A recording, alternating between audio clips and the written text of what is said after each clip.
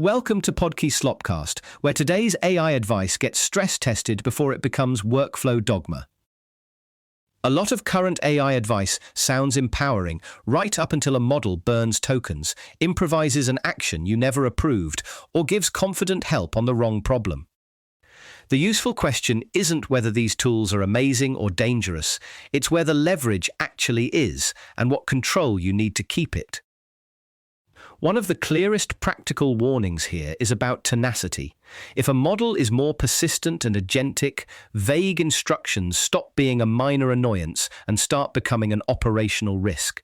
So when Eric Prevenchar says to set explicit action limits like prepare as draft, don't send or use only supplied sources, that isn't prompt superstition, it's scope control.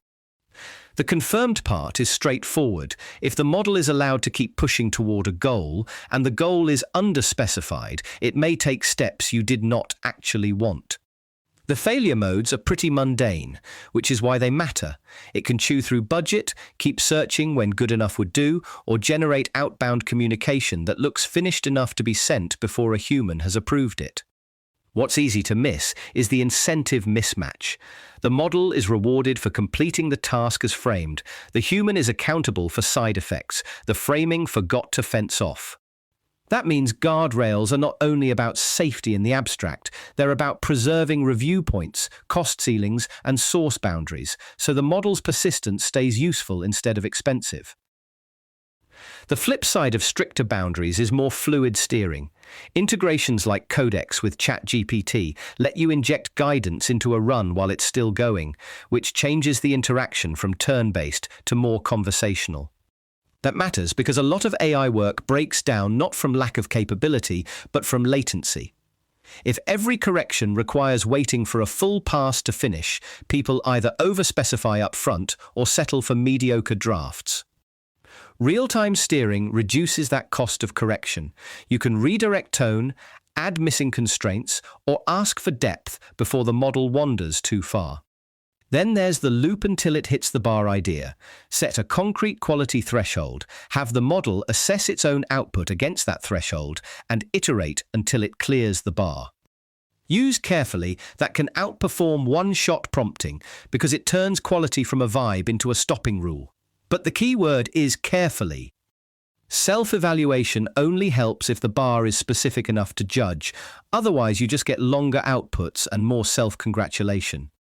So the trade-off is speed versus drift. Low-latency steering helps humans course-correct in real time. Iteration helps the model improve itself between passes. Together, they can be powerful, but only when the success criteria are measurable enough to prevent endless polishing. The dictation point is easy to dismiss until you think about how people actually know things. For complex tasks, we often can't compress our intent into a neat typed prompt on the first try.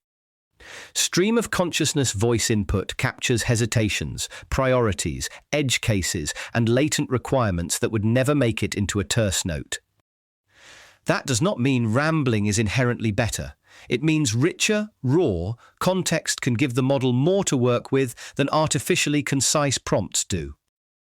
The strong version of the claim is that unstructured oral input can improve outcomes because the model can infer what's important from the extra texture. That feels plausible, and it lines up with how many real planning conversations work. The caution is that more context is only useful when it's signal, not noise. Some tasks benefit from expansive input, others need hard constraints and clean structure. So the useful takeaway isn't always talk more. It's don't confuse brevity with clarity, especially when the task depends on background assumptions you haven't fully surfaced. There's also a very practical efficiency theme here. Ali Lehman's claim is that removing duplicated instructions can improve quality by around 10 to 15%, while cutting token use by as much as 66%. Even if those exact gains vary by setup, the logic tracks, repetition can muddy priorities, create internal conflicts, and waste context window on instructions the model already got. This matters more than it sounds like it does. Prompt cleanup is one of those rare optimizations that can save money and improve output at the same time. The adjacent point is model selection. OpenAI's guidance to lower the thinking setting or use smaller models more often is basically a reminder that people tend to overbuy intelligence when they really need speed, cost control, or a fast first draft. The second-order effect is organizational. If teams normalize using the heaviest model for every task, they make experimentation more expensive and harder to scale. Matching compute to task sounds obvious, but in practice it's a discipline. You need a clear sense of which jobs require deep reasoning, which need reliability, and which mostly need a decent starting point. Christine Zhu's argument pushes against a common ceiling in AI adoption. A lot of teams keep these tools on low-stakes optics work, the kind of tasks that make productivity demos look tidy but don't move core decisions. Her claim is that the real gains come when you assign models to judgment-heavy, high-value work, like strategy questions or product bets. That deserves a careful read.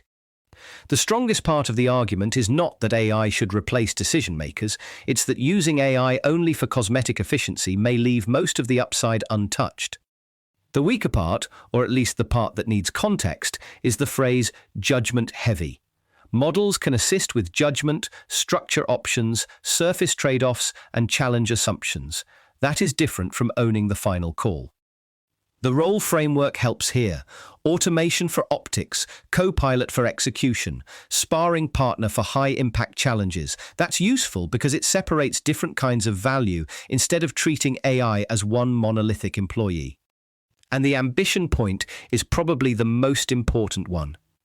Every model leap should trigger a search for new categories of work, not just a slightly faster version of last year's workflow.